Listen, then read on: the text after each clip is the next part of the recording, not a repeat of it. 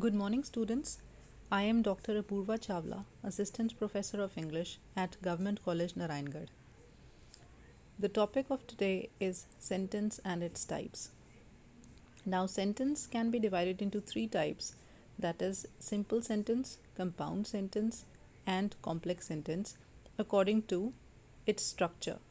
We have already discussed the division of sentences according to the meaning, that is declarative, assertive, interrogative, exclamatory, imperative, optative, etc. But today we will discuss the sentence and its types according to the structure. And before we go on to discuss the types of sentences, let us understand what is the difference between a phrase, a clause, and a sentence.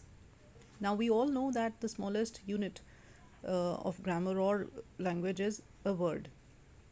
When a few words combine together, or a group of words, and if they make some sense but not complete sense, it is called a phrase. For example, full of fun, in a hurry, in the beginning. These phrases cannot stand on their own. They don't have a finite verb or a subject. On the other hand, a group of words that forms a part of a sentence and have one finite verb and one subject is called a clause. Now, a clause may or may not stand on its own. That means clause का अपने आप में पूरा meaning हो भी सकता है और नहीं भी हो सकता. और ग्रुप ऑफ वर्ड्स, ये जो क्लॉजेस हैं, ये सेंटेंस का एक पार्ट होते हैं, कंप्लीट सेंटेंस नहीं होते. For example, John was practicing piano and he performed excellent during the contest. ये एक सेंटेंस है और इसमें दो क्लॉजेस हैं. अगर हम देखें, दो भाग हैं इसके. पहला, जॉन वॉज प्रैक्टिसिंग पियानो, और दूसरा, and he performed excellent during the contest. Part 1 and Part 2 are clauses of a sentence. तो clause पूरा sentence को नहीं कहते, it's a part of a sentence which contains one finite verb and a subject of its own. Now, coming over to what a sentence is. A sentence is a group of words that makes complete sense. It can stand on its own and it has at least one finite verb. For example, Frank ate his dinner quickly. Now, as we all can see, this sentence contains one finite verb, that is ate. Finite verb होता क्या है? Finite verb वो होता है जो subject के साथ agree करता है, which changes according to the change in person, subject, number या tense. For example, if the subject is singular, the verb will be singular. If the subject is plural, the verb will be plural. और ऐसे verb को हम finite verb कहते हैं. तो पहला हमारा जो sentence है, according to the structure, it is simple sentence. इस sentence को अगर हम ध्यान से देखें, Reena sat in the park. इसमें रीना subject है, sat हमारा finite verb है, और इस subject का में एक ही finite verb है, इसलिए इस sentence को हम simple sentence कहेंगे. Reena sat in the park. Sat is one finite verb and the sentence is making a complete sense in its own. इसीलिए this is called a simple sentence. आगे जो sentence है वो भी पढ़ लेते हैं. Reena sat in the park on the wooden bench near the pond, not noticing the squirrel near her feet. इस सेंटेंस में अगर हम देखें तो भी एक ही फाइनाइट वर्ब हमें नज़र आता है और वो है सैट. आप सोच रहे होंगे कि नोटिसिंग भी तो वर्ब है. ये वर्ब ज़रूर है बट ये नॉन फाइनाइट वर्ब है, और नॉन फाइनाइट वर्ब्स सेंटेंस इसमें काउंट नहीं होंगे. इसमें हम सिर्फ फाइनाइट वर्ब्स काउंट करेंगे और subject. So again, this sentence has one finite verb, that is sat, and it will be a simple sentence again. चाहे ये सेंटेंस हमें देखने में लंबा लग रहा है, पर इसमें फाइनाइट वर्ब एक ही है, इसीलिए ये सिंपल सेंटेंस ही कहलाएगा. तो सिंपल सेंटेंस वो होता है जिसमें एक ही फाइनाइट वर्ब होता है और अपने आप में वो कंप्लीट मीनिंग बनाता है सेंटेंस. आगे सेंटेंस देखें. Reena sat in the park and the children played on the swings. अब ध्यान से इसको दोबारा पढ़ते हैं. Reena sat in the park and the children played on the swings. अब देखिए इसमें दो फाइनाइट वर्ब्स हमें नज़र आए, एक तो sat और दूसरा played. sat जिसका सब्जेक्ट है रीना और played जिसका सब्जेक्ट है चिल्ड्रन. तो इसीलिए इस सेंटेंस में दो पार्ट्स हैं. सेंटेंस के दो पार्ट्स हैं, एक Reena sat in the park और दूसरा the children played on the swings. So we can say that this sentence has two clauses. First clause is Reena sat in the park and the second clause is the children played on the swings. And each clause has a finite verb. पहले clause का finite verb है sat, दूसरे clause का finite verb है played. और ये दोनों clauses जुड़े हुए हैं, joined हैं किससे? एक conjunction से. कौन सी conjunction है यहाँ पर? And.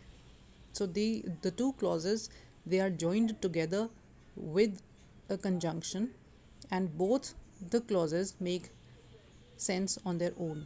ये जो clauses हैं Reena sat in the park और children played on the swing, ये दोनों के अपने आप में complete meaning हैं, कोई भी अधूरा नहीं है अपने आप में meaning के लिए. Equal importance है इनकी. कोई भी क्लॉज एक दूसरे पे मीनिंग के लिए डिपेंड नहीं कर रहा. अगर हम इन्हें अलग अलग से भी पढ़ते हैं तो हमें सेंटेंस का पूरा मतलब समझ आता है. और ऐसा सेंटेंस जिसके दो या दो से ज़्यादा मेन क्लॉज होते हैं उसको हम कंपाउंड सेंटेंस कहते हैं. कंपाउंड सेंटेंस में कोऑर्डिनेटिंग क्लॉजेस कहे जाते हैं या कोऑर्डिनेटिंग कंजंक्शन से वो जुड़े हुए तो होते हैं, इसीलिए they are called coordinating clauses. दोनों क्लॉजेज एक ही दर्जे के होते हैं. Both are the main clauses और प्रिंसिपल क्लॉजेज. और कोऑर्डिनेटिंग कंजंक्शंस कौन सी हैं? कुछ एग्जांपल मैंने यहाँ पर लिखे हैं, जैसे as well as, no less than, but, still, yet, और, only, for, so, therefore, so on, etcetera.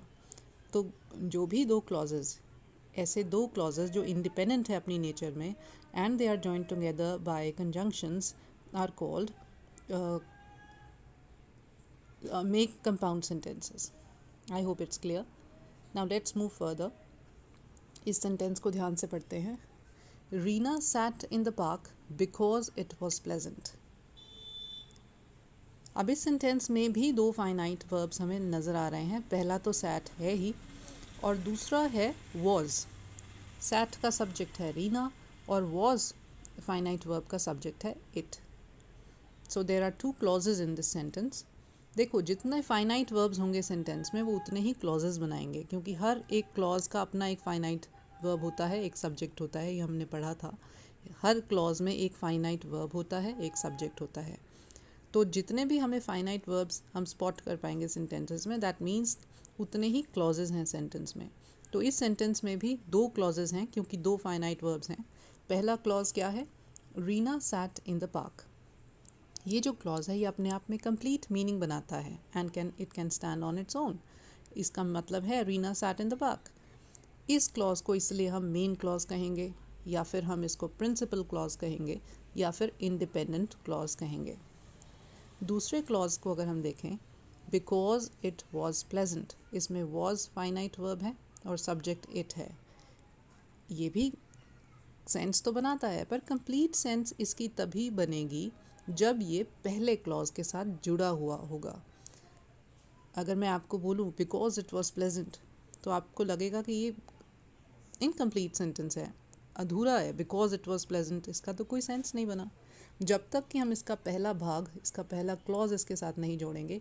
Reena sat in the park because it was pleasant. अब ये अपने आप में कंप्लीट सेंटेंस माना जाएगा. तो ये जो क्लॉज है, क्लॉज बी, ये डिपेंडेंट क्लॉज है और ये पहले क्लॉज पे डिपेंड कर रहा है अपने मीनिंग के लिए, इसलिए हम इसको डिपेंडेंट या फिर सबऑर्डिनेट क्लॉज कहेंगे. और सबऑर्डिनेट क्लॉज जो है वो मेन क्लॉज से किस जोड़ से जुड़ा होता है? जैसे कंपाउंड सेंटेंस में दोनों क्लॉजेस कंजंक्शन के जोड़ से जुड़े होते हैं, कोऑर्डिनेटिंग कंजंक्शन के जोड़ से जुड़े होते हैं. यहाँ पर ये दोनों क्लॉजेस, एक मेन क्लॉज और एक सबऑर्डिनेट क्लॉज, सबऑर्डिनेटिंग कंजंक्शन से जुड़े होते हैं. For example that, when, after, whenever, while, till, since, where, as, so that, if, unless, though, yet, although, etc. ऐसे क्लॉजेस को और ऐसे सेंटेंस को which is made up of one principal clause or a main clause and one or more subordinate clauses is called a complex sentence. तो complex sentence वो होता है जिसमें दो clauses, एक main clause और एक subordinate clause subordinating conjunction से जुड़े होते हैं, उसे हम complex sentence कहते हैं. I hope it's clear. इसके doubts or questions will be taken over in the class. Thank you.